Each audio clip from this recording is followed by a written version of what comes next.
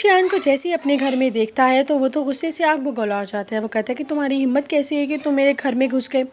وہاں پہ دوسری طرف فہام کی ماں اسے منع کرتی ہے کہ چھوڑ دو، بس کرو، تمہیں اس کے منہ لگنے کی ضرورت نہیں ہے۔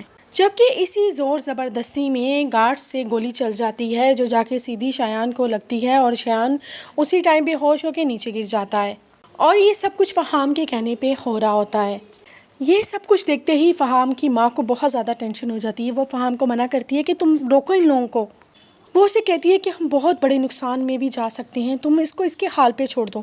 جبکہ دوسری طرف جیسے ہی گھر میں پتہ چلتا ہے کہ شایان کو گولی لگی ہے تو وہاں پہ شازیہ کا رو رو کر برا حال ہو جاتا ہے، اور جیسے ہی شرین کو یہ بات پتہ چلتی ہے کہ میرے بھائی کو گولی مروانے والا فہام ہے تو وہ تو غصے سے جیسے پاگل سی ہو جاتی ہے۔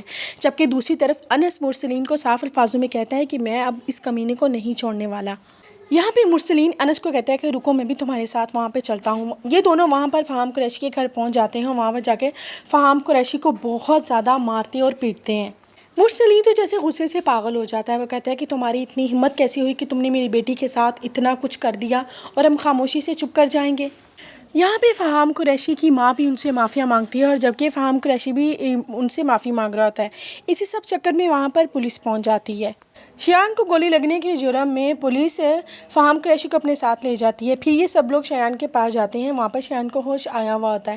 شایان کہتا ہے کہ ڈیڈ آپ میری فکر نہیں کریں، لیکن آپ اس حرام خور کو مت چھوڑیے گا۔ فہام قریشی نے جو جال بنایا تھا شہرین کے لیے، اس میں فہام قریشی خود ہی پھنس چکا ہے۔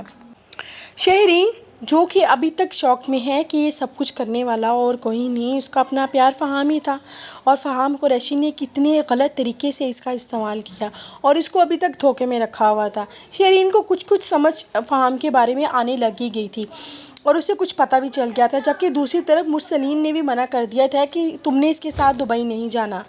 جبکہ دیکھا جائے تو دوسری طرف انس اس کو بھی بہت زیادہ دکھ ہوتا ہے شہرین کے ساتھ یہ سب کچھ کیا جانے پہ۔ جبکہ دوسری طرف انسا بے حد مطمئن سی بیٹھی ہوئی ہوتی ہے، کیونکہ اس کو یہی لگتا ہے کہ جو کسی کے ساتھ برا کرتا ہے پلٹ کر اس کے ساتھ برا ضرور ہوتا ہے، اور جس طرح انسا کے اوپر الزامات لگے تھے اب یہ سب کچھ سیم شہرین کے ساتھ بھی تو ہو ہی رہا ہے۔